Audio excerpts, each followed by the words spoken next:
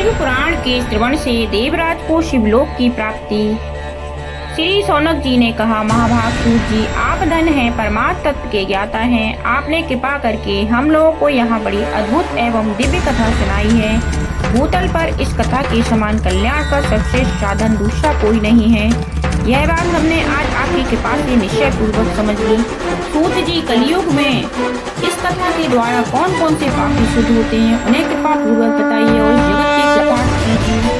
सूत जी बोले, मुनि, जो मनुष्य पापी, दुराचारी, खल तथा काम क्रोध आदि में निरंतर डूबे रहने वाले हैं, वे भी इस पुराण के श्रवण पठन से अवश्य शुद्ध हो जाते हैं। इसी विषय में जानकर मुनि इस प्राचीन इतिहास का उदाहरण दिया करते हैं, जिसके श्रवण मात्र से पापों का पूर्णतः नाश हो जाता है।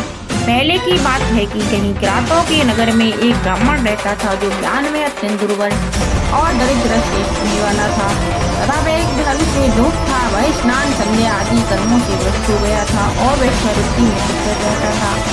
उसका नाम था देवराज। वह अपने ऊपर विश्वास करने वाले लोगों को ठगा करता था। उसने ब्राह्मणों, क्षत्रियों, वैश्यों, शूद्रों तथा दूसरों को भी अनेक बहानों से मारकर उनका धन हड़प लिया था, परंतु इस पापी का थोड़ा सा भी धन कभी धर्म के काम में नहीं लगाता। वह वैश्यागामी तथा सब प्रकार से आचारग्रस्त था। एक दिन घूमता घामता वह देवयोग से प्रतिष्ठान से ऋषि प्रयाग में जा पहुंचा। वहां उसने एक शिवालय देखा, जहां बहुत से साधु महात्मा एकत्र हुए थे। देवराज उस शिवालय में ठहर गया, किंतु वहां उस ब्राह्मण को ज्वर आ गया। उस ज्वर से उसको बड़ी पीड़ा होने लगी। वहां एक ब्राह्मण देवता शिव पुराण की कथा सुना रही थी। ज्वर में पड़ा हुआ देवराज ब्राह्मण के मुखारबिंद से निकली हुई इस कथा को निरंतर सुनता रहा। एक मास के बाद वह ज्वर से अत्यंत पीड़ित होकर चल बसा। यमराज के दूत आए, उसे पासों में बांधकर बलपूर्वक यमपुरी में ले गए। इनमें ही शिवलोक से भगवान शिव के पार्षद गण आ गए।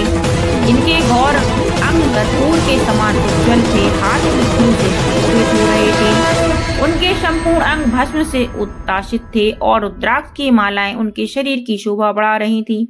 वे सब के सब क्रोधपूर्वक यमपुरी में गए और यमराज के दूतों को मारपीट का बारंबार धमकाकर उन्होंने देवराज को उनके चंगुल से छुड़ा लिया और अत्यंत अद्भुत विमान पर बैठाकर जब वे शिवदूत कैलाश जाने को उद्यत हुए, उस समय यमपुरी में बड़ा भारी कोलाहल मच गया। उस कोलाहल को सुनकर धर्मराज अपने भवन से बाहर आए। साक्षात दूसरों रुद्रों के समान प्रतीत होने वाले उन चारों दूतों को देखकर धर्मज्ञ धर्मराज ने उनका विधि पूर्वक पूजन किया और ज्ञान दृष्टि से देखकर सारा वृत्तांत जान लिया।